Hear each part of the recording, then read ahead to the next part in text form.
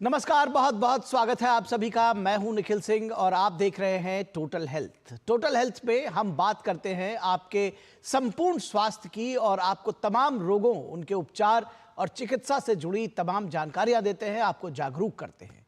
और आज हम एक ऐसी बीमारी पर चर्चा करने जा रहे हैं जो हर साल लाखों लोगों को प्रभावित करती है, फेफड़ों का संक्रमण या पल्मोनरी इन्फेक्शन। इसकी बात करेंगे आज। क्या आपको अक्सर खांसी, बलगम, बुखार और सांस लेने में तकलीफ होती है? क्या वायु प्रदूषण, बदलता मौसम और वायरस हमारे फेफड़ों को कमजोर बना रहा है? क्या धूम्रपान और खराब जीवन शैली भी इस खतरे को बढ़ा रही है? और सबसे महत्वपूर्ण सवाल, कैसे बचे इस तरह के संक्रमण से? तो आज के शो में हमारे साथ मौजूद हैं एक्सपर्ट डॉक्टर्स जो बताएंगे कि फेफड़ों के संक्रमण के क्या कारण है दरअसल, और इनके लक्षणों को कैसे पहचानें, इनका सही इलाज और बचाव क्या है। तो शुरुआत करते हैं इस महत्वपूर्ण चर्चा की। सबसे पहले अपने विशेषज्ञों से, अपने विशेष मेहमानों से आपका परिचय करा देते हैं। हमारे साथ डॉक्टर सोनम इस्पालगिस मौजूद हैं जो कि एसोसिएट प्रोफेसर हैं department of pulmonary medicine, Vallabh Bhai Patel chest institute, New Delhi से। सर, स्वागत है आपका। हमारे साथ डॉक्टर निशांत कुमार चौहान जो कि professor department of pulmonary medicine, all India institute of medical sciences, Jodhpur से मौजूद हैं। और डॉक्टर करण मदान जो कि एडिशनल प्रोफेसर हैं department of pulmonary medicine, all India institute of medical sciences, new Delhi से। और इसके साथ ही साथ दर्शकों, आप भी हमारे इस कार्यक्रम से सीधा जुड़ सकते हैं। यानी कि सीधा जुड़ने के लिए आपको हम बता दें कि हमारी जो फ़ोन लाइंस हैं वो खुल गई हैं। तो आपके मन में अगर कोई सवाल है, कोई जहन में कुछ प्रश्न उठते हैं, तो आप हमारे विशेषज्ञों से सीधा उस पर प्रश्न कर सकते हैं। हमारा फ़ोन नंबर आप नोट कर लें, 011-2309-7648, यानी 011-2309-7648। और दूसरा नंबर 011-2309-7671, यानी 011-2309-7671। और इसके अलावा आप अपने सवाल हमें ईमेल भी कर सकते हैं ddnewstotalhealth@gmail.com पर। तो ये वन वे ट्रैफिक नहीं है, आप भी हमारे इस कार्यक्रम में सीधे शामिल हो सकते हैं। चर्चा की शुरुआत करते हैं। डॉक्टर करण मदान, सबसे पहले अगर हम आपके साथ इस चर्चा की शुरुआत करना चाहें और समझना चाहें कि जब हम फेफड़ों के संक्रमण की बात करते हैं, पल्मोनरी इन्फेक्शन की बात करते हैं, तो दरअसल ये है क्या? इस स्थिति को कैसे समझें? कितनी गंभीर हो सकती है इस तरह की स्थिति, और हमारे देश में कितने खतरे जैसी स्थिति या कितनी गंभीर स्थिति है हमारे देश के विशेष लिहाज से? हाँ जी, नमस्कार निखिल जी, ये दर्शकों का सबका स्वागत। तो मैं ये कहना चाहता हूँ कि ये जो पल्मोनरी इन्फेक्शन या संक्रमण की हम बात करते हैं, ये एक बहुत ही कॉमन बीमारी है। ये जो हम इन्फेक्शन या संक्रमण बोलते हैं, ये कई तरह से हो सकता है। और ये इन्फेक्शन की जब हम बात करते हैं तो हम ये रोग के कीटाणुओं की बात करते हैं जिनसे इन्फेक्शन होता है। जो सबसे ज़्यादा कॉमन इन्फेक्शन जो हम कहते हैं वो वायरस के इन्फेक्शन होते हैं, जो हम हर साल कई बार देखते हैं कि लोगों को जुकाम या खांसी, जो एक नॉर्मल जुकाम खांसी होता है, वो एक वायरल इन्फेक्शन कॉमनली होता रहता है, जिसको हम अपर रेस्पिरेटरी जाने के ऊपर के जो सांस के रास्ते का इन्फेक्शन है वो कहते हैं जी। ये जो इन्फेक्शन है ये कुछ 1-2 दिन या 3-4 दिन लेके ठीक हो जाते हैं, पर प्रॉब्लम तब होती है जब ये सांस की इन्फेक्शन हमारे जो सांस के लोअर जो अंदर का रास्ता है, जैसे जो हमारे फेफड़े या सांस की नलियां हैं जी, जब उसको संक्रमित करता है तो तब वो एक खतरे का कारण बन सकता है, जो हम कहते हैं निमोनिया जी। तो इसको जब हम लोअर रेस्पिरेटरी इन्फेक्शन कहते हैं, मतलब जो नीचे वाले सांस के जो रास्ते हैं उसकी जो भी इन्फेक्शन है या निमोनिया जब ये बनता है तो वो एक खतरे का संकेत हो सकता है जी। अब जब हम बात करते हैं ये जो वायरस की इन्फेक्शन है, ये हम देखते हैं कि सीजन जब मौसम बदलता है उस वक्त होते हैं। कई बार हम देखते हैं जब गर्मी या सर्दी का मौसम बदलता है या बरसात का मौसम होता है, तो हम ये जो सबसे कॉमन जो इनमें इन्फेक्शन है वो हम इन्फ्लुएंजा या फ्लू की इन्फेक्शन कहते हैं, जो कि नॉर्मली तो हम कॉमन कोल्ड या जो एक खांसी जुकाम हुआ वो ठीक हो जाता है। लेकिन वही जब जो इन्फ्लुएंजा के जो वायरस की इन्फेक्शन है, जब वो एक थोड़ा सीवियर रूप लेती है तो उसको हम फ्लू कहते हैं, जिसमें तेज बुखार होना, सिर दर्द होना, शरीर में दर्द होना या सांस लेने में दिक्कत होना, वो एक तरह की कॉम्प्लिकेटेड हमारी सिचुएशन हो सकती है जी। इसके अलावा जब हम सांस की जो संक्रमण की बात करते हैं तो और भी कई वजह होती हैं अदर इन्फेक्शन, जैसे हम बैक्टीरिया की इन्फेक्शन है जी। तो जब फ्लू के बाद किसी को बैक्टीरिया का इन्फेक्शन हो जाता है जिसमें निमोनिया, पीला बलगम आना, उसमें एंटीबायोटिक देने की जरूरत होती है, जो नॉर्मल हमारे कॉमन कोल्ड या वायरस की इन्फेक्शन है उसमें हम रूटीनली एंटीबायोटिक का प्रयोग करने को नहीं कहते। इसके अलावा और भी संक्रामक बीमारियां हैं सांस की, जिसमें से एक बहुत इंपॉर्टेंट बीमारी ट्यूबरकुलोसिस या टीबी भी है, जिसके लिए बहुत तेजी से काम देश में चल रहा है ताकि टीबी की रोकथाम हो पाए। तो हम कहें तो वायरस, बैक्टीरिया, टीबी ये हमारे देश में एक कॉमन बीमारियां हैं। मोस्टली जो हम ज़्यादातर लोगों को ये जो वायरस की बीमारियां होती हैं ये 2-4 दिन में अपने आप ठीक हो जाती हैं। इनमें एंटीबायोटिक का बिना वजह लेने का जरूरत नहीं होता। लेकिन जिनमें लोगों को सांस लेने की तकलीफ हो रही है, छाती में दर्द या निमोनिया का रूप लेती है, उनमें हमको थोड़ा सावधानी बरतनी होती है और कई बार मरीज को अस्पताल में भर्ती भी करना पड़ सकता है। जी, निश्चित तौर पर तो इसमें सावधानी बरतना बेहद ज़रूरी है।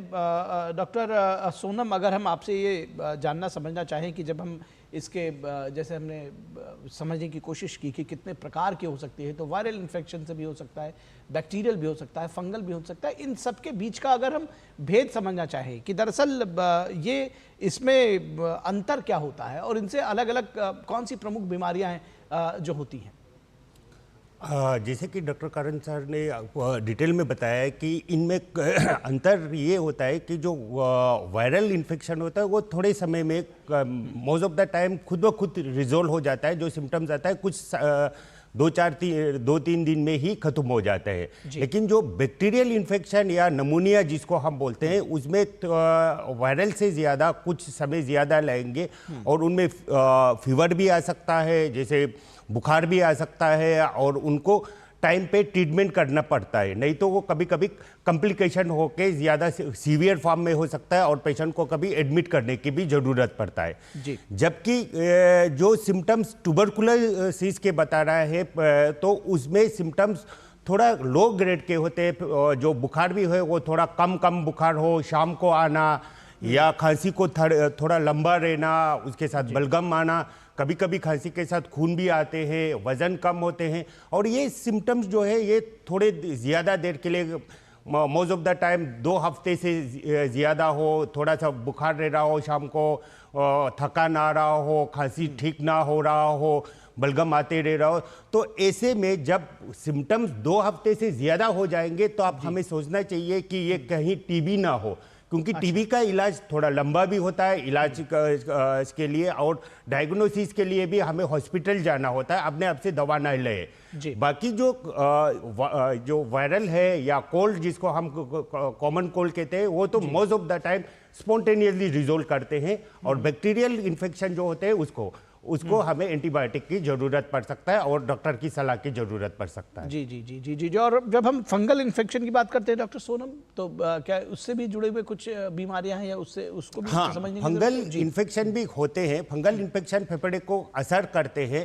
फंगल इन्फेक्शन भी यूजुअली जो कॉमनली फंगस के इन्फेक्शन होते हैं वो हमारे एस्परजिलस वगैरह के फंगस होते हैं। इनका बीमारी यूजुअली उन मरीजों में होता है जिनको पहले से ही थोड़ा सा इम्यूनिटी जिनके कम हो, जिनको कोई लॉन्ग टर्म बीमारी चल रहा हो, जैसे डायबिटीज़ की बीमारी हो या किडनी की लंबे बीमारी चल रहा हो या सांस की अस्थमा या कोई जो सिगरेट की बीमारी जिसको हम सीओपीडी कहते हैं, ऐसे मरीजों में होने की संभावना ज़्यादा होते हैं और इनका भी ड्यूरेशन थोड़ा लंबा होता है। इनमें भी खांसी जो सिम्टम्स होगा वो खांसी, बलगम आना या बुखार चढ़ना ऐसे होंगे और इनको भी तो इलाज करने से पहले डॉक्टर के पास सलाह लेना चाहिए, इनका जांच के लिए जाना चाहिए और एक्सरे वगैरह बलगम के जांच से इनको पता किया जा सकता है।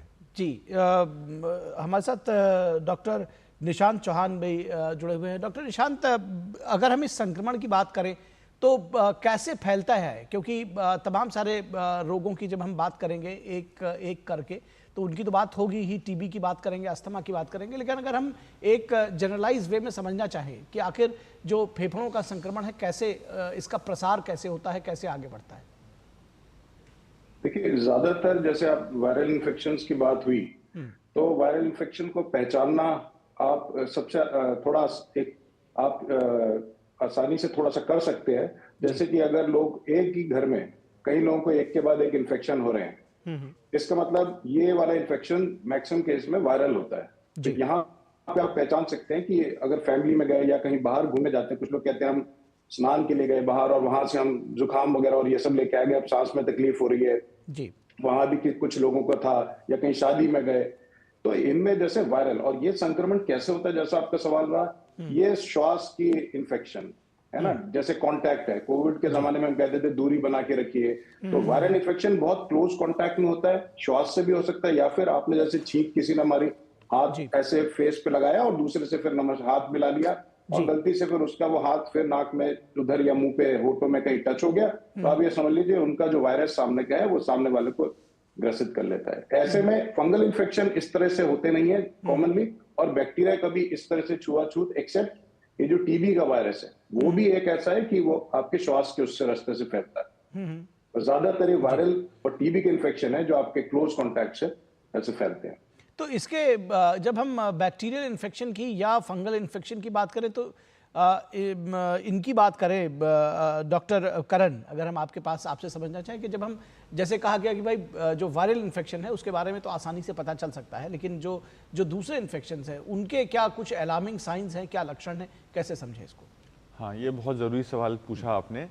जो वायरल इन्फेक्शन है वो सबसे कॉमन इन्फेक्शन होते हैं, जो कॉमन कोल्ड, जैसे डॉक्टर सोनम ने हमको बताया कि ये एक नॉर्मल खांसी जुकाम जो मौसम बदलने पे होता रहता है, जैसे डॉक्टर निशांत ने भी बताया कि जो बहुत लोगों को क्लोज कांटेक्ट में अगर एक साथ हो रहा है, या आपने देखा कि अगर स्कूल में है, बहुत सारे बच्चे हैं कि मेरे दोस्त को, बच्चे को बुखार था, अब मेरे को जुकाम खांसी हो गया, या आप जैसे ऑफिस में हैं, किसी और को जुकाम खांसी है, आपको हो गया, तो ये एक संकेत है कि उस सीजन में वायरल इन्फेक्शन या कॉमन कोल्ड इन्फेक्शन बढ़ रहा है जी। तो ये एक बहुत बड़ा साइन है जिसमें आप देखें कि जुकाम, खांसी आना, छींके आना, शरीर में थोड़ा दर्द होना, नाक बंद रहना, गले में थोड़ी खराश होना, ये साइन अगर बहुत ही जल्दी तुरंत 2-3 दिन में उत्पन्न हुए हैं तो ये वायरल इन्फेक्शन के मोस्टली लक्षण होते हैं जी। अब जब हम बात करें कि बैक्टीरियल इन्फेक्शन या फिर बाकी टीबी और उनके संकेत की बात करें, बैक्टीरियल इन्फेक्शन यूजुअली तब होता है जिसको हम बैक्टीरियल निमोनिया कहते हैं जी। तो वो ये होता है कि मरीज को इसके साथ साथ पीला बलगम, बहुत बलगम आना, खांसी ज्यादा बढ़ जाना, छाती में दर्द होना और ये बुखार तेज हो जाना, ये लक्षण हो सकते हैं। अगर हम टीबी और फंगस इन्फेक्शन की बात करें, टीबी की जैसे हमने जो वार्निंग संकेत बताए, अगर किसी को जो खांसी है 2 हफ्ते से ज्यादा चल रही है, वो खांसी ठीक नहीं हो रही, खांसी के साथ और लक्षण है जैसे वजन कम हो गया है, भूख लगनी बंद हो गई है, अगर आपकी खांसी में खून आ रहा है, और ये सिम्टम हो सकते हैं कि टीबी के संकेत हो सकते हैं। कई बार टीबी की वजह से जो हमारे लिम्फ नोड जो नॉर्मल हमारे शरीर में होते हैं, कई बार गले में जैसे गिल्टी या एक स्वेलिंग जैसा उत्पन्न हो जाना, वो भी एक इंपॉर्टेंट संकेत हो सकता है टीबी होने का। कई लोगों को छाती में पानी बन जाता है जिसको हम प्लूरल इफ्यूजन कहते हैं टीबी की वजह से, वो मरीजों को कई बार निमोनिया जैसा संकेत हो सकते हैं, एकदम खांसी बढ़ना, सांस तेज होना। तो समझने की बात यह है कि अगर आपको ऐसे लक्षण आ रहे हैं जो कि 2 या 3 दिन या मैं कहूं 3-4 दिन से लंबे हो गए हैं जी, और उसमें ये संकेत जो हम वार्निंग संकेत कहते हैं कि अगर आपकी भूख बंद हो गई है, वजन गिरने लग गया है, खांसी में खून आ रहा है, शरीर के किसी भाग में कोई स्वेलिंग हो गई है, या फिर और शरीर के अंगों के सिम्टम जैसे कि पेट में दर्द होना, तेज दर्द होना, या कई बार दौरे या सिर में दर्द जो कि ठीक नहीं हो रहा है, तो ये संकेत हो सकते हैं कि ये कॉमन कोल्ड से बढ़ के कोई और तकलीफ हो रही है, जिसके लिए हमको डॉक्टर की सलाह लेनी चाहिए और उसके हिसाब से जांच होगी तो पता लगेगा ये किस तरह का संक्रमण है। जी, आपने कहा कि उसके हिसाब से जांच होगी तो पता चलेगा कि किस तरह का संक्रमण है। डॉक्टर सोनम, जब जांच की बात करते हैं तो कौन सी जांच दरअसल होगी, इसको कैसे पहचानेंगे इस तरह के रोगों को, और ख़ासतौर पर जब ये अलग अलग उसके यानी कि वायरल भी हो सकता है, वो बैक्टीरियल भी हो सकता है, फंगल भी हो सकता है, तो इनके लिए क्या अलग अलग जांच है, कैसे इसको समझें? जो भी ऐसे सिम्टम्स के साथ अगर हमें एक मरीज आ रहे हैं तो सबसे पहले तो उनका हमें हिस्ट्री और एग्जामिनेशन बहुत ही इम्पोर्टेंट है डॉक्टर के हिसाब से, कि उनको कि भाई हम पूछें कितने दिन से हो रहा है, कितने तकलीफ कब से हो रहा है, कितने दिन से हो रहा है, और ये किस तरह के हो रहा है। फिर उसके बाद हम जांच करते हैं। तो जांच में जो भी जो ये फेफड़े के रिलेटेड इन्फेक्शन सारे, जैसे अभी हमने बताया कि वायरल हो, बैक्टीरियल हो, फंगल हो, तो उसमें सबसे पहले हमें पता करने के लिए जो टेस्टें होते हैं उनमें से हमारे बहुत ही एक महत्वपूर्ण टेस्ट जो होता है वो फेफड़े के एक्सरे किया जाता है, छाती के एक्सरे। तो छाती के एक्सरे में हमें आइडिया लग जाता है कि क्या इसमें कोई नमूने का कोई दबाव है, एक्सरे में नॉर्मल एक्सरे है या कि कोई इसमें एक लीजन है जो हमें लग रहा है कि ये इन्फेक्शन हो सकता है, या जैसे डॉक्टर कारण ने बताया या पानी भरा हुआ तो नहीं है फेफड़े में, या कोई ऐसा लीजन हो जो टीबी जैसा लग रहा हो। इस तरह से एक्सरे से हमें काफ़ी हद तक आइडिया लग जाता है कि भाई ये किस तरह का इन्फेक्शन है, और उस एक्सरे के बेसिस पे हम टीबी का कभी कभी ये इसके नमूनिया वगैरह का इलाज भी शुरू कर सकते हैं। उसके बाद पक्का अगर कंफर्म टेस्ट करना होता है तो मोस्ट ऑफ द टाइम हमें बलगम की जांच की ज़रूरत रहता है। जैसे डॉक्टर ने कहा कि हमें जब भी नमूनिया होता है या ये टीबी होता है या फंगल का होता है तो या तो बलगम की मात्रा बढ़ जाती है या बलगम पीलापन हो जाता है। तो ऐसे बलगम की जांच को हम कीटाणु के लिए माइक्रोस्कोपी में जांच करते हैं और उसमें पता करने की कोशिश करते हैं कि कोई कीटाणु हमें मिल तो नहीं रहा है, या उसका कल्चर करते हैं कि उसमें से कीटाणु की ग्रोथ हो रहा है कि नहीं हो रहा है। और गवर्नमेंट ऑफ इंडिया की ये पॉलिसी हमारे हर ये कम्युनिटी में हर जगह पे बलगम की जांच फ्री में है टीबी के जांच के लिए, तो वो हर जगह अवेलेबल है। तो कोई भी पेशेंट को या कोई भी इंसान को अगर 2 हफ्ते से ज़्यादा बलगम आ रहा हो तो उसका हमें जांच करना चाहिए कम्युनिटी में जाके, डॉट सेंटर जाके, या हमें नमूनिया वगैरह के शक हो, फंगल के हो, तो कोई भी आसपास के हॉस्पिटल में जाके डॉक्टर की सलाह पे हमें बलगम की जाँच और एक्सरे से हमें ये पता हो सकता है कि ये किस तरह का इन्फेक्शन हो रहा है और इसको किस तरह के इलाज की ज़रूरत है। जी जी जी जी जी। तो इससे पहले कि इलाज की बात करें, किन लोगों को ज़्यादा खतरा इससे हो सकता है, डॉक्टर निशांत आपसे अगर समझना चाहें कि कौन से लोग ज़्यादा रिस्क है या इसके रिस्क फैक्टर्स क्या हो सकते हैं, और क्या प्रदूषण या धूम्रपान ये इसके खतरे को बढ़ाते हैं? जी, पहला आपका सवाल था कि रिस्क फैक्टर या कौन से ऐसे लोग होंगे जिनको ज्यादा खतरा है। एक तो एक्सट्रीम्स ऑफ एज है, जैसे कि बहुत नवजात शिशु बच्चे जो वैक्सीनेशन जिनका नहीं हुआ या उस वाली एज में 5-6 साल के, और फिर जो 60 प्लस है, जो सीनियर सिटीजन्स हो जाते हैं, उनके एज के अलावा अगर हम देखें तो क्रोनिक डिजीजेस हैं, हार्ट की भी, किडनी की भी और लंग्स की भी, asthma, COPD, bronchitis, interstitial lung disease, इस तरह के जो ऑलरेडी जिन डिजीज लंग्स हैं वो पेशेंट्स ज्यादा, उनको भी अगर ऐसा कोई इन्फेक्शन, उतना ही वायरल इन्फेक्शन हो जाए जो कि एक हेल्दी लंग्स वाले किसी इंसान का हो, तो इन पेशेंट्स में कॉम्प्लिकेशंस के ज्यादा वो हैं चांसेस हैं, और ये लोग हॉस्पिटलाइज ज्यादा कॉमनली होते हैं। तो इनसे बचने के लिए जैसे पहला तो है कि अगर जुकाम वगैरह आपको दिखता है कि आपके शहर में और उस जगह फैला है, आपको सोसाइटी में, कम्युनिटी में है, तो उन जगहों पे जाने से बचें। और दूसरा है, कुछ वैक्सीनेशंस रिकमेंडेड हैं हमारी गाइडलाइंस में जो है बताई जाती है, जैसे जुकाम जैसे इन्फ्लुएंजा की वैक्सीन, निमोनिया के अगेंस्ट न्यूमोकोकल वैक्सीन, और कोविड वैक्सीन कोविड के समय में दी गई थी। और भी कुछ ऐसी वैक्सीन है 1-2 हर्पीज के लिए जो ऐड करी गई है कि मरीजों को दी जाए, जिससे कि इनकी कुछ बीमारी होने या फिर निमोनिया होने का इनको बचाया जा सके। बट वो सिलेक्ट लोग हैं जिनको गंभीर, जैसे asthma, COPD, ILDs, chronic kidney disease, heart disease, diabetes, इस तरह के कुछ हैं, ये लोग ज्यादा उसमें रिस्क में रहते हैं। और जहां तक बात है दूसरा, पोल्यूशन, ये बहुत सीधा है, बहुत सारी शोध हो चुकी है इसमें और बहुत क्लियर है। ज्यादा पोल्यूटेड एनवायरनमेंट में आपकी जो लंग्स की जो इम्यूनिटी है वो कम हो जाती है, और ये इन्फेक्शन और बैक्टीरिया को मारने में नॉर्मली हमारे लंग्स में कैपेसिटी रहती है। सारी हवा में जो गंदगी हमारे नाक से जाती है, फेफड़ों में जाती है, और हमारे फेफड़ों के अंदर ऐसे कण है, ऐसी क्षमताएं, ऐसी चीजें हैं जो इन बैक्टीरिया को लगातार वायरस और गंदगी से लड़ती रहती है। पर अगर आप उसको ज्यादा लोड देंगे तो फिर इसकी कैपेसिटी ओवरवेल्म हो जाएगी और ये फिर फेल हो जाती है। तो हमें बचना है प्रदूषण से, और प्रदूषण डेफिनेटली एक कारण है ज्यादा सीवियर इन्फेक्शंस के लिए।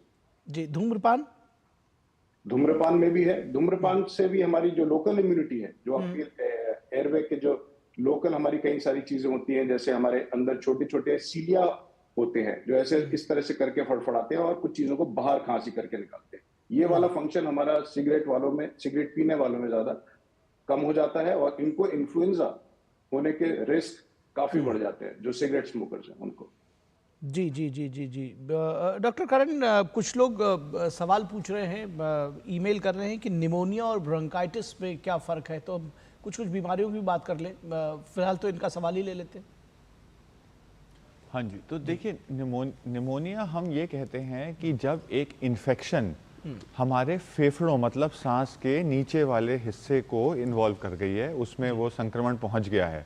तो जो नॉर्मल हम खांसी जुकाम या कॉमन कोल्ड की बात करते हैं वो आपके नाक गले तक सीमित रहता है।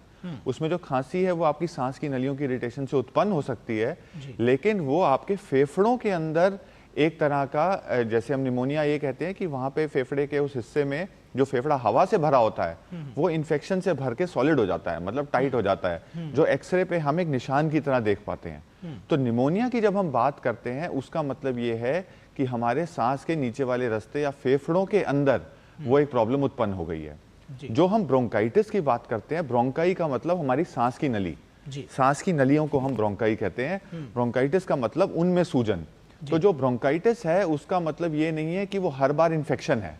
जो लोग सिगरेट पीते हैं, जो लोग जिनको सीओपीडी लंबा सिगरेट पीने से प्रॉब्लम हो जाती है, उनमें ये जो ब्रोंकाइटिस है ये बिना इन्फेक्शन के भी चलता रहता है, जिसकी वजह से उनको लंबे समय तक बलगम आना चलता ही रहता है, सांस फूलना, सांस में सीटी जैसा बजना जिसको हम वीजिंग कहते हैं, और ये खांसी या बलगम सुबह के समय ज्यादा आना। और जैसे डॉक्टर निशांत ने भी बताया कि जो बलगम निकालने का मैकेनिज्म हमारे शरीर में होता है, हमारे शरीर के अंदर जो सांस की नलियों में एक सूक्ष्म जो हम कहते हैं सीलिया जो कि बलगम को फेंकते हैं, वो बलगम बनने की मात्रा बढ़ जाती है, तो उस चीज को ब्रोंकाइटिस कहते हैं। तो निमोनिया और ब्रोंकाइटिस एक चीज नहीं है। निमोनिया एक गंभीर सिचुएशन होती है जो कि वायरस से भी हो सकती है, टीबी से भी हो सकती है, फंगस से भी हो सकती है, और एक्सरे में यूजुअली दिखता है कि कुछ प्रॉब्लम आती है फेफड़े में, वो एक अलग प्रॉब्लम है। ब्रोंकाइटिस एक अलग प्रॉब्लम है जो कि स्मोकर जो बीड़ी पीते हैं उनमें ज्यादा हो सकती है, कई बार इन्फेक्शन के बाद भी हो जाता है, और लेकिन इन्फेक्शन खत्म होने के बाद भी वो चलता रहता है, जो कि इनहेलर या बाकी चीजों से ठीक हो जाता है। तो ये दोनों चीजें अलग हैं जी। तो डॉक्टर सोनम, इसी बात को अगर आगे बढ़ाएं और ये भी समझें कि फिर एस्थमा, मतलब कि मैं थोड़ी मिलती जुलती चीज़ें पूछना चाह रहा हूँ। ये बात निमोनिया और ब्रोंकाइटिस की हो रही है, तो एस्थमा वो एक अलग प्रॉब्लम है, वो कैसे प्रेजेंट करेगी, क्या लक्षण है और उसको कैसे समझना चाहिए, उसके बारे में अगर या इनसे डिफरेंट कैसे है वो? अगर हम अस्थमा की बात करें तो अस्थमा इन्फेक्शन नहीं होता है, यानी कि इसके लिए कोई माइक्रो ऑर्गेनिज्म या कोई ऑर्गेनिज्म नहीं होता है कि वो उसको करे। अस्थमा एक ऐसा कंडीशन होता है जिसमें हमारे फेफड़े की जो सिम्टम्स होता है या तो हमारे जेनेटिकली प्रीडिस्पोज होकर आता है, या हमारे को कोई ट्रिगर होगा, कोई एलर्जन होगा, उसकी संपन्न की वजह से होते हैं। तो उसमें भी वैसे सिम्टम्स मोर और लेस सेम ही रहता है। यूजुअली जो अस्थमा के सिम्टम्स होता है वो भी खांसी होता है, फेफड़ा जकड़ना हो जाता है, सांस फूलना हो जाता है, और सीटी जैसा एक आवाज बजते हैं जिसको डॉक्टर करण ने बताया वीजिंग बोलते हैं हमारे भाषा में। तो ये चीजों की मिलन का सिम्टम्स जो होता है वो आता रह रहा हो या कभी जाता हो, कभी ज्यादा हो रहा हो, कभी कम हो रहा हो, और ये चीजें मैक्सिमम टाइम बचपन से ही शुरू हो रहा होगा, छोटे बच्चों में भी शुरू हो रहा हो या किसी किसी को बड़ा होने के बाद भी शुरू होता है। तो इस सिम्टम्स को जो बिना इन्फेक्शन के हो रहा हो और जेनेटिकली मरीजों में हो रहा होगा या किसी को एलर्जी की वजह से होगा, कि किसी के फूल पत्ते से हो रहा होगा, किसी को खाने के किसी चीज से हो रहा होगा, या किसी एक्सपोजर की वजह से, कहीं चीज की किसी के फ्यूम्स के एक्सपोजर से ऐसे सिम्टम्स आ रहा हो और वो लंबे समय तक चलते रहो। और ये सिम्टम्स अस्थमा में ये डिफरेंट होता है क्योंकि इन्फेक्शन ये कभी कभी खुद ब खुद खत्म हो जाते हैं, कोई इलाज की भी जरूरत नहीं होती है, और ये सिम्टम्स चेंजेस होते रहते हैं। किसी मौसम में ज्यादा आ जाएंगे, किसी मौसम में कम आ जाए, दिन में ज्यादा हो सकता है, रात में कम हो, किसी को रात में ज्यादा है, किसी को रात में कम हो। तो इसको अस्थमा कहते हैं, और अस्थमा कोई इन्फेक्शन की वजह से नहीं होता है। और अस्थमा का जो बीमारी जो होता है वो यूजुअली हमारे प्रीडिस्पोज और चाइल्डहुड से शुरू होते हैं। जी जी जी। तो ये निश्चित तौर पर ये समझ, और इस तरह के सवाल भी बहुत सारे हमारे पास आ रहे हैं, उनको भी हम आगे बढ़ाएंगे, और एक कॉलर भी हमारे साथ जुड़े हुए हैं, उनको भी देखेंगे कि वो क्या सवाल पूछना चाहते हैं। लेकिन यहाँ रुकेंगे दर्शकों छोटे से ब्रेक के लिए, आप कहीं मत जाइएगा। ब्रेक के बाद हम जब हाजिर होंगे तो एक बार फिर से जो फेफड़ों का संक्रमण है उस पर हमारी चर्चा जारी रहेगी।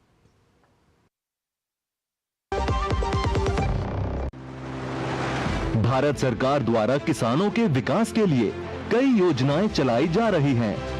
सरकार आश्वस्त है कि किसान फसल काटने के तुरंत बाद उपज का सुरक्षित भंडारण वैज्ञानिक भंडारण संरचनाओं में करें और बाजार में सही दाम मिलने पर ही उसे बेचें। किसानों द्वारा WDRA पंजीकृत गोदामों में रखी हुई उपज पर बैंक से ऋण लिया जा सकता है। भारत सरकार ने एक डिजिटल गेटवे ई किसान उपज निधि का विकास किया है। इससे किसान को बैंक के पास बार बार जाने की आवश्यकता नहीं होगी। किसान जन समर्थ पोर्टल पर रजिस्टर करेंगे। गेटवे का रूल इंजन आवेदक की अर्हता चेक करेगा तथा विभिन्न विकल्प प्रस्तुत करेगा। चयनित विकल्प के आधार पर संबंधित बैंक ऋण राशि का वितरण करेगा। इस डिजिटल गेटवे के माध्यम से उन्हें अपनी फसलों को सही दाम में बेचने की आजादी मिलेगी।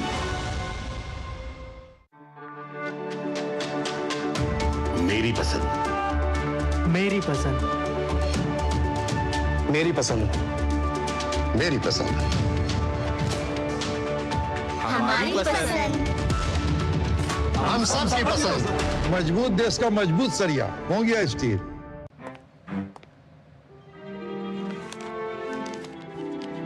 इतनी जल्दी पैसे डबल? ओ, जमा करोगे तो फिर भुगतोगे। चलो, ऐसी लुभाने वाली स्कीम में पैसे जमा करना यानी धोखे की संभावना। इसलिए पहले पूरी जांच, उसके बाद पैसे जमा, नहीं तो आपके पैसे हो जाएंगे फुर्र। RBI कहता है जानकार बनिए, सतर्क रहिए।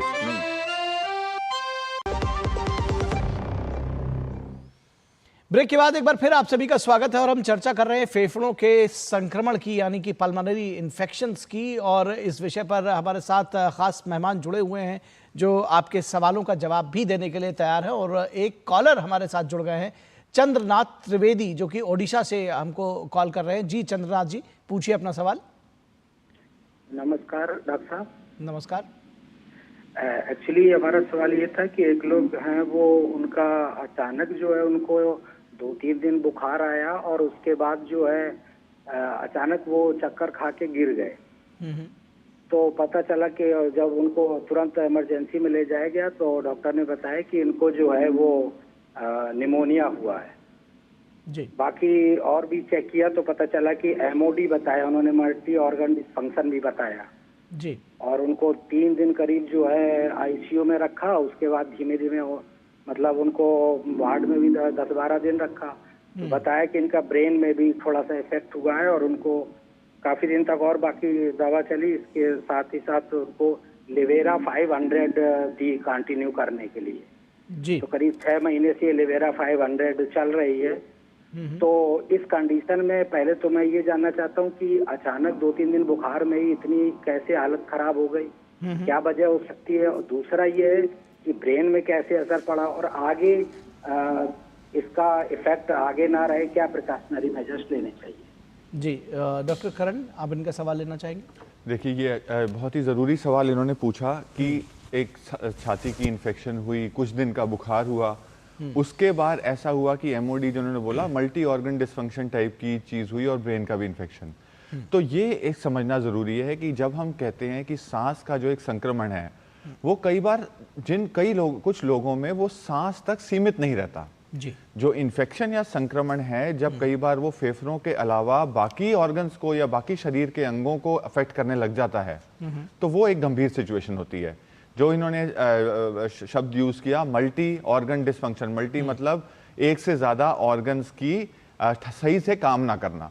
तो ये जो हम देखते हैं ये एक अनकॉमन प्रॉब्लम नहीं है, इससे घबराने की जरूरत नहीं है। अगर हम बात करें बहुत सारे लोगों को इन्फेक्शन हो रहा है तो सबको ऐसी प्रॉब्लम नहीं होगी, लेकिन कुछ ऐसे मरीज हैं जिनकी इम्यूनिटी कम है, डायबिटीज है, कैंसर की शिकायत है या किसी वजह से हेल्दी लोगों में भी जो संक्रमण है वो जरूरत से ज्यादा खतरनाक रूप ले लेता है, जिसमें बाकी अंग जैसे हम कहें BP ब्लड प्रेशर कम हो जाना, किडनीज की वजह से हमारा जो यूरिन जो हम पेशाब की मात्रा का कम होना, लिवर के टेस्ट में थोड़ा गड़बड़ी आना या कुछ लोगों में गफलत या बेहोशी जैसी हम कहते हैं स्थिति उत्पन्न होना, वो भी हो सकता है। तो जो इन्फेक्शन है कई बार ब्रेन में भी पहुंच सकती है। कुछ ऐसे संक्रमण होते हैं जो ब्रेन को स्पेसिफिकली इन्वॉल्व ज्यादा करते हैं। तो ये जब स्थिति आती है जिसमें आपको खांसी जुकाम के अलावा ऐसे लक्षण हो रहे हैं जैसे पीलिया हो रहा है, पेशाब कम आ रहा है, बेहोशी की हालत है, दौरे पड़ रहे हैं, ये इन चीज़ों को हल्के में नहीं लेना चाहिए। कोई भी ऐसा जो आपका लक्षण है जो कि एक नॉर्मल जुकाम खांसी से ऊपर रूप ले रहा है, जिससे मरीज को ज़्यादा तकलीफ हो रही है, उसके लिए हमको अस्पताल में जाना चाहिए। और जैसा इन्होंने बताया, कई बार मरीज को आईसीयू में भी रखना पड़ सकता है। कई बार जब सांस की तकलीफ बहुत बढ़ जाती है तो मरीज को ऑक्सीजन या अलग तरह से हाई फ्लो की ऑक्सीजन या फिर वेंटिलेटर देने की भी जरूरत पड़ सकती है। और जैसा ये बता रहे थे कि मरीज को जो दौरे की दवाई है वो 5-6 महीने से ज़्यादा चल रही है, तो इसमें कई बार जो आपके न्यूरोलॉजिस्ट होते हैं उनको दिखाएं कि कोई ऐसी वजह तो नहीं है जिससे ब्रेन में कोई और प्रॉब्लम हो, पर ऐसा ये यूजुअली अगर ढंग से मैनेज किया जाए तो ये बाकी शरीरों का भी जो डिस्फंक्शन होता है ये इलाज से रिकवर हो जाता है बहुत मरीजों में। लेकिन कुछ ऐसे मरीज होते हैं जिनमें ये संक्रमण दोनों लंग के फेफड़ों को निमोनिया अफेक्ट कर लेता है, जिसमें जो पूरे फेफड़े हैं हमारे एक तरह से हो जाते हैं। उसको हम एक गंभीर समस्या ERDS नाम देते हैं, जिसमें मरीज को वेंटिलेटर या इसकी भी तकलीफ हो सकती है। उसमें तो थोड़ा स्थिति गंभीर ही रहती है।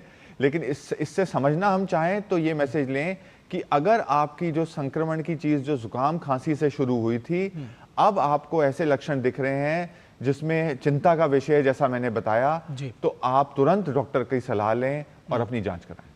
जी बिल्कुल। तो अगर सामान्य सर्दी खांसी जुकाम से आगे चीज़ें बढ़ती हैं तो ज़रूर डॉक्टर के पास जाएं। और ये सावधानी हम बार बार आपको बताते रहते हैं कि खुद इलाज करने के चक्कर में कई बार लोग बहुत देर कर देते हैं और वो देर जो है वो तमाम जो दूसरी मुश्किलें हैं वो खड़ी हो जाती है। और इन इस तरह के रोगों से जुड़े हुए कुछ मिथ्स भी रहते हैं, तो कुछ मिथ्स या भ्रांतियां हम उनके विषय में भी जानेंगे और अपने विशेषज्ञों से जो डॉक्टर्स मौजूद हैं उनसे पूछेंगे कि क्या ये मिथ्स है और ये इसके बारे में।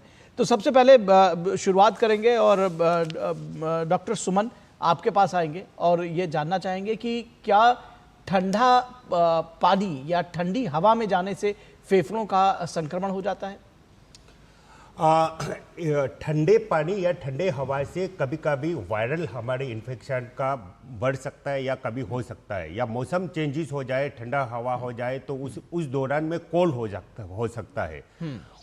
ओवरऑल ऐसा कुछ यही एक सिंगल प्रिसिपिटिंग फैक्टर नहीं होता है कि सिर्फ इसी ठंडे चीज से हो रहा हो, मौसम चेंज की वजह से हो, वहाँ वायरल की इन्फेक्शन हो रहा है। तो यूजुअली ये चेंज ऑफ सीजन पे होता है, तो लोग उसको ब्लेम भी कर लेते हैं कि मुझे ठंडा हो गया, ठंडा ये कर लिया, ठंडी चीज़ों से खा लिया, या कोई चीज़ें प्रिसिपिटेट कर जाता है ठंडे से, वो कि उसकी गंभीरता बढ़ जाता है। तो इसलिए इसको हम ठंडे से जुड़ा जा सकता है। ओवरऑल एक ठंडा चीज़ ही एक कारण नहीं है। जी जी जी जी ये तो मिथ नंबर 2 अगर हम जिसकी बात करें, भ्रांति नंबर 2 की इसको डॉक्टर करण से जानना चाहूँगा कि सिर्फ धूम्रपान करने वालों को ही फेफड़ों का संक्रमण होता है, क्या ये सच है? नहीं, ये मिथ है। मतलब हम कहेंगे ऐसा बिल्कुल भी नहीं है। जो धूम्रपान करते हैं उनमें फेफड़े के संक्रमण होने का रिस्क ज़्यादा होता है, लेकिन जो ये फेफड़ों के संक्रमण जो हम कॉमन कोल्ड या वायरल इन्फेक्शन की बात करते हैं, ये किसी भी व्यक्ति को हो सकता है। और जब एक वायरस का सर्कुलेशन चेंज होता है, ये हमारे जब मौसम होता है तो अलग अलग वायरस कई बार सर्कुलेट करते हैं, और क्योंकि कुछ समय तक उनका हमारे को एक्सपोजर नहीं रहा होता, तो वो संक्रमण बड़ी तेजी से, जो क्लोजली, जैसे डॉक्टर निशान ने बताया था, जो लोग साथ में होते हैं क्लोज ग्रुप में, बड़ी तेजी से फैलता है। तो ये ऐसा नहीं है कि सिर्फ धूम्रपान पे सीमित है, ये किसी को भी प्रभावित कर सकता है। जी, अब तीसरे मिथ की बात कर ले, तीसरी जो भ्रांति है उसकी बात कर लेते हैं। और ये सवाल डॉक्टर निशांत से रहेगा कि एक मिथ ये भी सामने आ रहा है कि एंटीबायोटिक से फेफड़ों का हर संक्रमण ठीक हो जाता है। डॉक्टर निशांत, क्या ये सच है? निखिल जी, आपने ये बहुत ही अच्छा सवाल पूछा है। ये मिथ लोगों को हम चाहते हैं आम जनता के दिमाग से हटे, क्योंकि जैसे डॉक्टर करण ने भी कहा और डॉक्टर सोनम भी कहते हैं कि हमारे ज्यादातर जो इन्फेक्शंस होते हैं, ज्यादातर कॉमनली जो हम कम्युनिटी में एकदम देखते हैं, सब लोग बीमार पड़ रहे हैं, छींक हो रही है, किसी को दिक्कत हो रही है, खांसी बढ़ रही है, और एक ही टाइम पे हो रहा है। ये लक्षण है वायरल इन्फेक्शन के। इसमें लोग की अक्सर गलती होती है। एक दो कॉमन एंटीबायोटिक है, मैं उनका नाम, जेनरिक नाम लेना चाहूंगा, जैसे एजिथ्रोमाइसिन सबसे ज्यादा कॉमनली यूज, एकदम से केमिस्ट पे जाते हैं या इवन घर पे भी रखते हैं और एकदम पहले दिन या दूसरे दिन ही शुरू कर देते हैं। ये एमॉक्सिसिलिन है कि हमने एंटीबायोटिक शुरू कर दिया, अब नहीं होगा कुछ। तो 90% के आसपास के केसेस में आपको जरूरत नहीं है एंटीबायोटिक की, ये अपने आप ही जाएगा। नॉर्मल 5 से 6 दिन भी लग जाते हैं इसको ठीक होने में। आप घरेलू दवाइयां लें, और जब तक आपकी कोई दिक्कत स्पेशली बढ़े ना, आपको लगता है कि नहीं, आपको नहीं पता चल रहा है कि ये वायरल है क्या है, तो आप डेफिनेटली डॉक्टर को जरूर दिखाएं। अगर डॉक्टर को लगता है, स्पेशलिस्ट को, कि जरूरत है आपको एंटीबायोटिक की, तो वो ही प्रिस्क्राइब करें सही एंटीबायोटिक, अपना मिसयूज नहीं करें एंटीबायोटिक। जी बिल्कुल। तो ये मुझे उम्मीद है कि ये सारी चीज़ें दर्शकों को भली भांति समझ में आ गई होगी, उसको उन्होंने समझा होगा। और कुछ लोग ये जानना चाहते हैं, डॉक्टर निशांत आप ही के पास आते हैं, कि एलर्जी और संक्रमण में क्या अंतर है? सवाल आए हैं मेरे पास। जी देखिए, 2 चीज डॉक्टर सोनम ने भी बताया। आप ये समझ लिए, एलर्जी एक आपकी बॉडी किसी नॉर्मल चीज को, जो कि एक बाकी लोगों के लिए वो नॉर्मल है, पर किसी के लिए वो एबनॉर्मल है। मतलब आपको जरूरत से ज्यादा आपको सेंसिटिव हो आप कोई भी चीज के लिए। ऐसी बहुत सारी चीजें हैं, कोई फंगस हो सकती है, कोई घास हो सकती है, पोलेंस हो सकते हैं, कोई इस तरह की चीजों के लिए अगर आप जरूरत से ज्यादा सेंसिटिव हैं और आपकी बॉडी रिएक्ट करती है, ओवर रिएक्ट करती है, तो इसे हम कहते हैं एक एलर्जी। ठीक है, कि भाई इसी चीज से एलर्जी, और आपको पता होता है कि ये चीज इसके पास जाना, कपड़े वुलन जहां पे रखा है, कारपेट के पास आ गए आप जहां पे, तो ये है। संक्रमण तो संक्रमण का मतलब इन्फेक्शन है, कोई भी माइक्रो ऑर्गेनिज्म जैसे कि वायरस, बैक्टीरिया और फंगस कॉमनली, इनसे अगर कोई इन्फेक्शन होता है तो ये जाके आपको कुछ टाइम के लिए प्रॉब्लम दे सकते हैं, और टीबी का भी। तो वो इन्फेक्शन अलग है, एलर्जी अलग है। एलर्जी नॉर्मली लंबे समय तक रहती है, आराम जाती नहीं, जिंदगी भर उसे कंट्रोल करके रखना पड़ता है। संक्रमण एक बार आता है, पर ऐसा नहीं होता है कि वो लंबे समय तक, जिंदगी भर तक चलता है।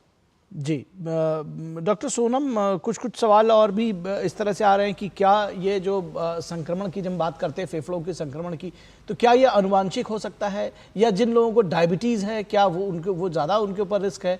कुछ इस तरह के सवाल भी मेरे पास आ रहे हैं दर्शकों के। जी बिल्कुल, जो फेफड़े के इन्फेक्शन होते हैं वो कुछ पर्टिकुलर लोगों में ज़्यादा होने की या जल्दी होने की संभावना होते हैं। जैसे कि हमने ऑलरेडी बोला है कि जैसे जो भी क्रोनिक डिजीज़ होते हैं, यानी कि लंबे समय के लिए बीमारी होते हैं, जैसे डायबिटीज़ हो गया, या किडनी के डिजीज़ हो जिसको डायलिसिस चल रहा होगा, किडनी का काफ़ी दिन से दवाएं चल रहा होगा, या हार्ट के डिजीज जिनको हार्ट के काफ़ी सालों से दवाई चल रहा हो, स्टेंट डाला हो, या सिगरेट की जो बीमारियां हैं जैसे सीओपीडी की बीमारी हो गया, या कोई कैंसर से पेशेंट जूझ रहा होगा, इन मरीजों में एक तो फेफड़े की जो इन्फेक्शन है वो जल्दी होने की भी संभावना है, और जल्दी टाइम पे ट्रीट नहीं आया तो बिगड़ने की, यानी कि इसकी सीवियरिटी भी बढ़ने की ज़्यादा संभावना होता है कंपेयर टू एक नॉर्मल इंसान जिनको ये चीज़ें नहीं होता है। तो या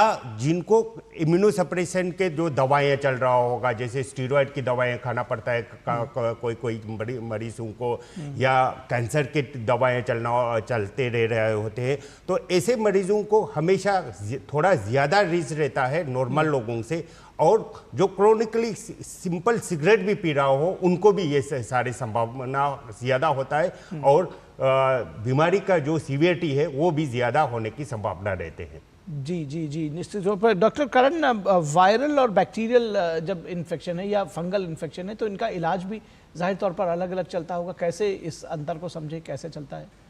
देखिए, ये इलाज एकदम अलग होता है। जैसे हमने बात की वायरल इन्फेक्शन, जो हमने कहा नॉर्मल खांसी जुकाम, जो हम कॉमन कोल्ड की बात करते हैं, यूजली नॉर्मल खांसी जुकाम या कॉमन कोल्ड में ऐसी कोई वायरस को मारने वाली स्पेसिफिक दवाई की इंडिकेशन नहीं होती कि हम उसके लिए कुछ भी ऐसी दवाई दें। जो इसके लिए हम कहते हैं सिम्प्टोमेटिक इलाज, जिसका मतलब होता है लक्षण के अनुसार इलाज।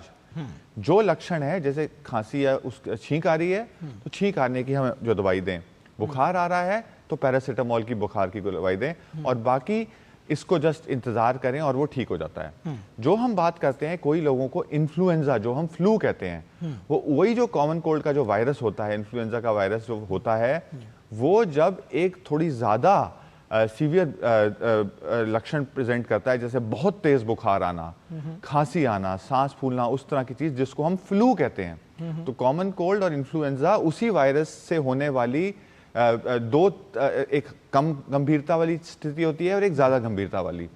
जब वो फ्लू जैसे लक्षण आते हैं उसमें कुछ मरीजों को रिस्क फैक्टर के हिसाब से एंटीवायरल जो दवाई होती है वो 4 से 5 दिन के लिए दी जा सकती है उसको।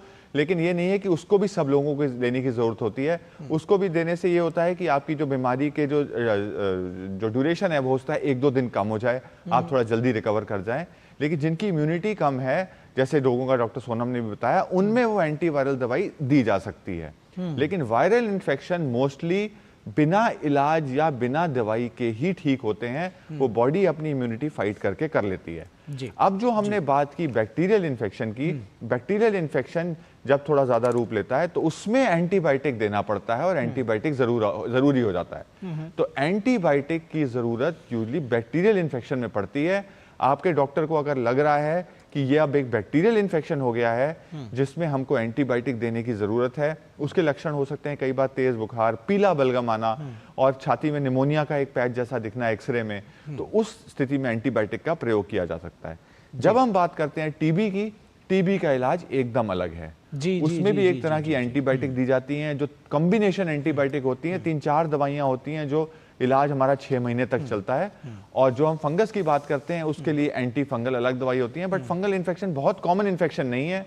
मोस्टली वायरल बैक्टीरियल इन्फेक्शन और टीबी बहुत कॉमन है। बट आप अगर ये इससे मैसेज लेना चाहें तो वायरल इन्फेक्शन में ज्यादातर मरीजों को किसी तरह की दवाई की जरूरत नहीं होती। जी, तो आपने जैसा कहा कि टीबी बिल्कुल अलग है और टीबी भी फेफड़ों का संक्रमण है, बावजूद इसके अलग इसका चलता है। तो टीबी को लेकर के कैसे इसको समझे, ये कैसे फैलता है, क्यों होता है, अगर थोड़ा सा इसके विषय में हम अपने दर्शकों को, क्योंकि टीबी के उन्मूलन को लेकर के सरकार प्रतिबद्ध है और लगातार इसको लेकर काम किया जा रहा है।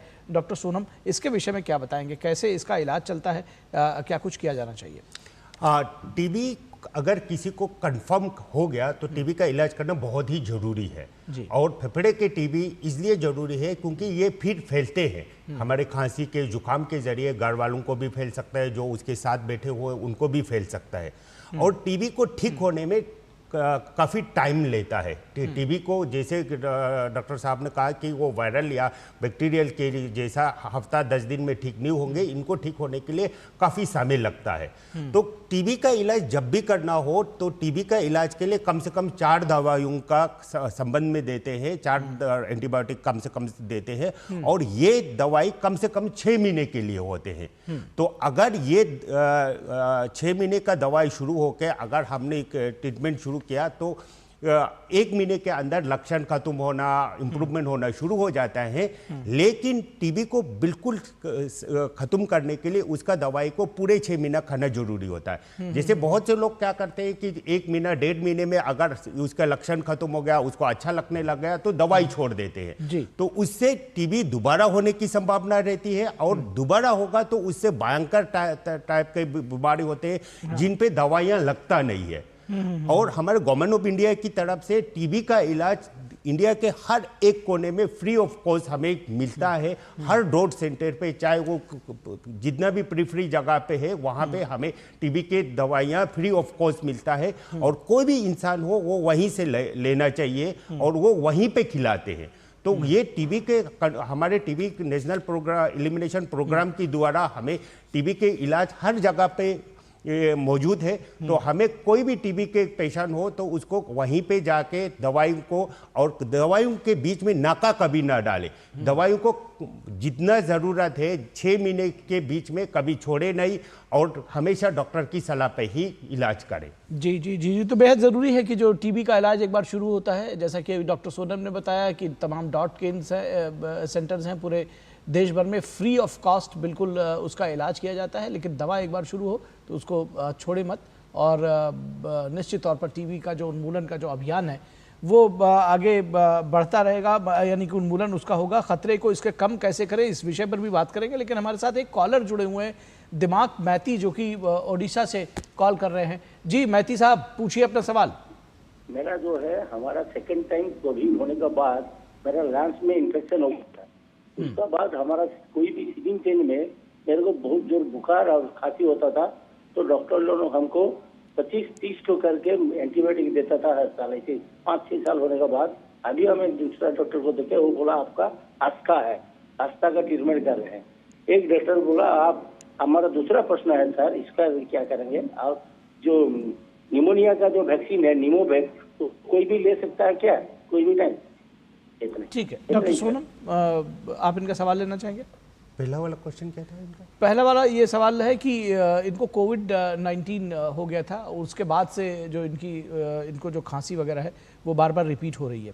हाँ, कोविड-19 का इन्फेक्शन हम सबको पता है और याद भी है। तो कोविड-19 के बाद कुछ मरीजों में ये जो सिम्टम्स है वो लंबे टाइम के लिए रहते हैं, जिसको अभी साइंस के हिसाब से डॉक्टर के लॉन्ग कोविड या पोस्ट कोविड डिजीज बोलते हैं। इसमें किसी लोगों को काफ़ी देर तक खांसी रहना, बलगम रहना, सांस फूलना, ये दिक्कतें रहते हैं। तो अगर इनको ऐसा हुआ है तो अपने आसपास के डॉक्टर के, कोई भी छाती के विशेषज्ञ के पास जाके जांच करना चाहिए, क्या ये पोस्ट कोविड है या कोई और बीमारी तो नहीं है जो वो उसको कोविड के साथ अपने आप मिला रहा है। हो सकता है कोई और बीमारी हो रहा हो, वो जो उनको कोविड की वजह से हो रहा हो।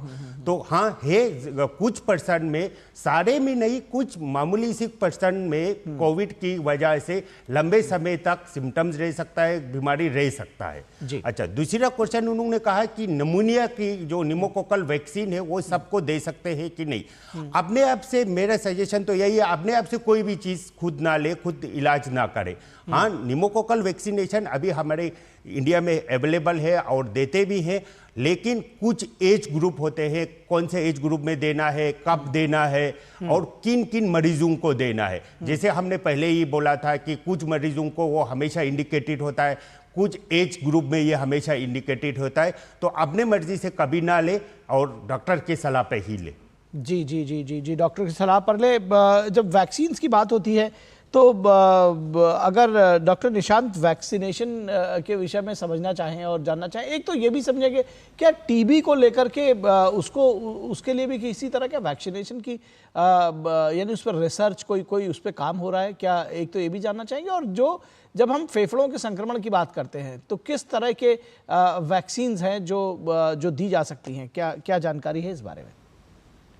देखिए, पहला तो आपको जैसे बताया कि जो सबसे ज्यादा कॉमन हमें इन्फेक्शंस होते हैं और जो ज्यादा खतरा कर सकते हैं वो है फ्लू, जैसे कि डॉक्टर करण मदान ने बताया।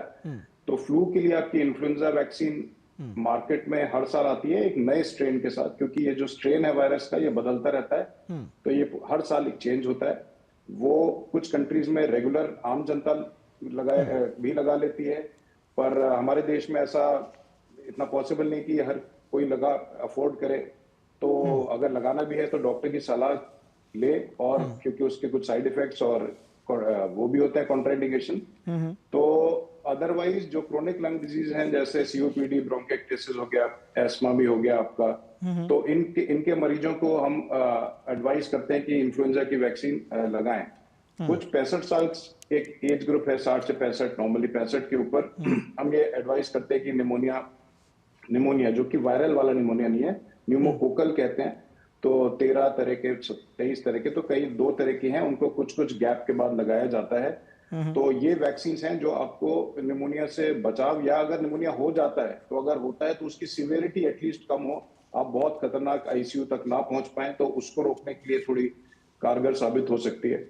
और आपका टीबी की वैक्सीन में एक बीसीजी का टीका है जो इंडिया में भी लगाया जाता है, बहुत सारी कंट्रीज में नहीं लगाया जाता, पर वो कुछ समय तक आपको दूसरी तरह की टीबी जो है पल्मोनरी के अलावा में बचाने के लिए आपकी कुछ सहायक होता है, पर कुछ 8-9 साल बाद उसकी भी क्षमता खत्म हो जाती है आपको बचाने के लिए। तो इस पर रिसर्च जो आपने पूछा चल रही है कि कोई ऐसी वैक्सीन हो जिससे कि आपका हो ही ना पाए, बट अभी कोई मार्केट ऐसा एकदम प्रोडक्ट अवेलेबल नहीं हुआ है कि जिसमें कि हाँ ये आ गई है और अब आपको टीबी नहीं होगी। तो ये हमारा बहुत बड़ा एक रिसर्च का एरिया रहेगा।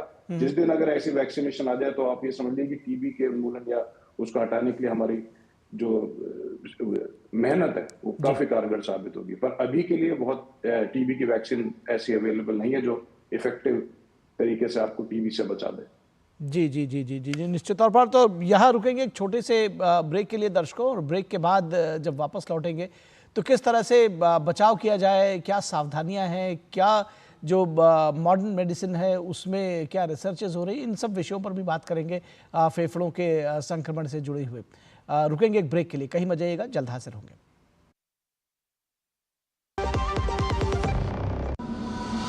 अगर आप एक ऐसी धरती की तलाश में हैं जहां अनंत संभावनाएं और अपार अवसर एक साथ मिलते हों, जहां एशिया का सबसे लंबा high speed automotive testing track हो और दुनिया के प्रमुख वाहन निर्माता स्थित हों, जहां भारत की 27% ऑर्गेनिक फसलें 11 यूनिक एग्रो क्लाइमेटिक जोन्स में उगाई जाती हैं, जहां 300 से अधिक फार्मा कंपनियां दुनिया के 160 देशों में दवाइयों का निर्यात कर रही हों, जहां कॉटन, सिल्क और डिफेंस मैन्युफैक्चरिंग नई इंडस्ट्रीज के साथ विकसित हो रही हों, जहां 1 लाख एकड़ से अधिक का इंडस्ट्रियल लैंड बैंक और प्राकृतिक संसाधनों की भरपूर उपलब्धता हो, जब ये सारी संभावनाएं एक जगह मिलती हों, तो समझ जाइएगा कि आप भारत के हृदय मध्य प्रदेश में हैं। स्वागत है आपका 8वें ग्लोबल इन्वेस्टर समिट 2025 में, जहां मुख्यमंत्री डॉक्टर मोहन यादव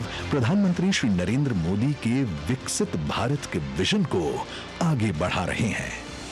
आप आइए और आपको लगे पॉलिसी से आउट ऑफ वे भी जाना हो तो सरकार तैयार है आपकी सारी मदद करने के। इन्वेस्ट मध्य प्रदेश, अनंत संभावनाओं का प्रदेश। 24 और 25 फरवरी 2025, भोपाल, मध्य प्रदेश। जब धरती चीर कर निकलता है लोहे का पत्थर और मिलता है मोंगिया के जोश से, फिर तपता है, पिघलता है और बनता है फौलाद। अब होता है सरिया सारी खूबियों के साथ। मोंगिया स्टील, मजबूत देश का मजबूत सरिया। एक ऐसा तबका जो रिटायरमेंट के बारे में आज भी बिल्कुल नहीं सोचता, वो है औरतें। औरतें कमा के भी वल्नरेबल हैं। सो एनपीएस एक इक्वालिटी ला रहा है, हम सब एक बराबर प्लेटफॉर्म पे हैं। अपने बेहतर कल को सुनिश्चित करने के लिए एनपीएस जरूरी है। स्वागत है आपका। ब्रेक के बाद हम फेफड़ों के संक्रमण की बात कर रहे हैं। हमारे साथ खास मेहमान जुड़े हुए हैं इस पूरे विषय पर बातचीत करने के लिए, और इस बीच में हमारे साथ एक कॉलर जुड़े हैं, मनपाल सिंह, जो कि उत्तर प्रदेश के मेरठ से हमको कॉल कर रहे हैं। मनपाल जी, स्वागत है आपका, पूछिए अपना सवाल। हाँ जी, मेरा बेटा 23 साल का है, उसके जो है एलर्जी 500 तक जा रही है। एलर्जी 500 तक जा रही है, आप ये कह रहे हैं? हाँ, आईसीई जी, ठीक है, ठीक है। डॉक्टर करण, देखिए ये एक मैं कहूँगा बड़ा ही ज़रूरी सवाल उन्होंने पूछा, बिकॉज ये जो एक एलर्जी का जो एक नाम है, इसको लेके कई बार ना जो इलाज है या जो एक धारणाएं हैं जनरल पब्लिक के बारे में, इस चीज़ के बारे में, वो बहुत ठीक नहीं है। अब जैसे हम बात करें एलर्जी की, तो ये कई बार एलर्जी या एलर्जी के टेस्ट जो होते हैं, ये भी क्लियर नहीं है कि बहुत ज़्यादा एलर्जी के टेस्ट करने से मरीज के इलाज पे बहुत ज़्यादा हम प्रभाव उसको डाल सकते हैं। तो ये जो आईजी इन्होंने बताया, ये एक एंटीबॉडी हमारे शरीर में एक ब्लड टेस्ट पे हम देख सकते हैं, जिससे उसका लेवल हम बता सकते हैं। अब इसका जो लेवल, जैसे किसी का आईजी का बढ़ा हुआ है या एलर्जी का लेवल बढ़ा हुआ है, वो मरीज की एक्चुअल हालत में उसका क्या मतलब है, वो बहुत ज़रूरी होता है डिसाइड करना कि क्या ये वास्तव में किसी स्पेसिफिक टाइप की एलर्जी को संकेत करता है।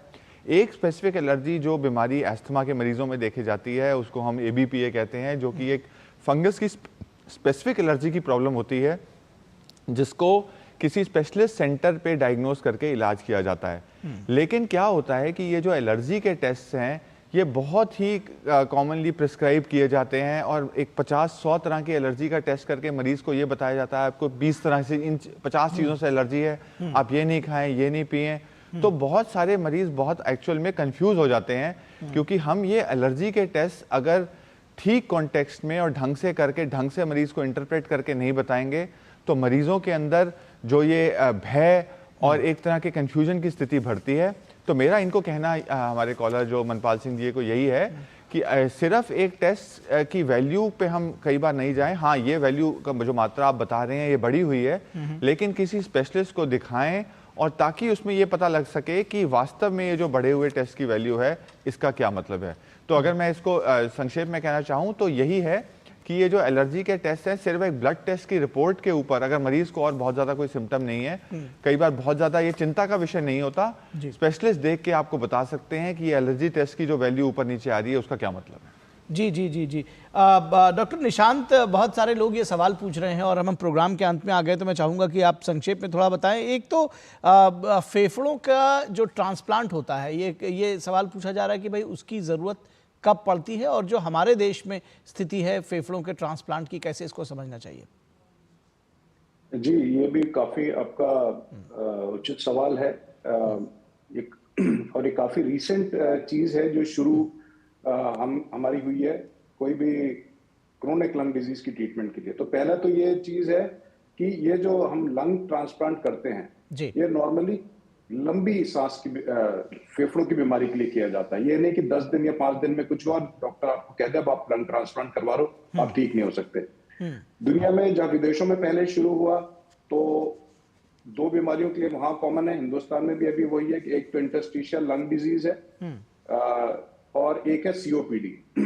तो ये जो मरीज हैं इनकी दवाइयां हैं, इनका इलाज दवाइयों से भी होता है, पर जब हमें लग जाता है कि इन दवाइयों के इलाज से ज्यादा बचाव नहीं हो सकता है, कुछ साल के अंदर मरीज इस इतने समय के बाद शायद जीना मुश्किल है या आखिरी मतलब इस स्टेज पे आ गया है कि दवाइयां अब असरदार नहीं है और मरीज की भी जान को खतरा है, तो हम ऑप्शन देते हैं मरीज को कि आप लंग ट्रांसप्लांट के लिए एलिजिबल है या नहीं है। बहुत सारी चीजें इसमें आती हैं कि हम पेशेंट को देख के भी बता सकते हैं, बहुत ज्यादा वजन है, 75-80 साल की उम्र हो गई है, तो वो हमें उम्र भी देखनी होती है कि क्या ये सही उम्र या सही चुनाव है कि मरीज को हम ट्रांसप्लांट बताएं। तो ये बहुत ही ऐसा सवाल है कि मरीज इसमें डॉक्टर जो स्पेशलिस्ट हैं, स्पेशली ट्रांसप्लांट या फिर आपके पल्मोलॉजिस्ट हैं, वो आपको डिसाइड करके बताएंगे कि आप क्या एलिजिबल हैं कि नहीं लंग ट्रांसप्लांट के लिए, क्या अभी सोचना चाहिए कि नहीं सोचना चाहिए आपको ट्रांसप्लांट के लिए। जी, निश्चित तौर पर तो हम इस कार्यक्रम में आप लोगों से विदा लेना चाहेंगे। मैं निश्चित तौर पर ये समझता हूँ कि आज का जो ये कार्यक्रम रहा है इसके बाद हमारे दर्शक ज़रूर जागरूक हुए होंगे, इस बात को उन्होंने समझा होगा, जाना होगा कि आखिर फेफड़ों के संक्रमण से बचाव कैसे हो सकता है, उसका इलाज कैसे चलता है। और निश्चित तौर पर जब हम इस बात को बार बार कह रहे हैं कि अगर कोई भी दिक्कत आती है या कोई भी परेशानी थोड़ा सा प्रोलॉन्ग होती है तो डॉक्टर के पास ज़रूर जाएं। फिलहाल हम तीनों डॉक्टर्स का, डॉक्टर सोनम आपका, डॉक्टर निशांत और डॉक्टर करण, बहुत शुक्रिया हमारे साथ जुड़ने के लिए। तो टोटल हेल्थ के आज के इस एपिसोड में बस इतना ही। हमारी पूरी टीम को दीजिए इजाज़त। नमस्कार।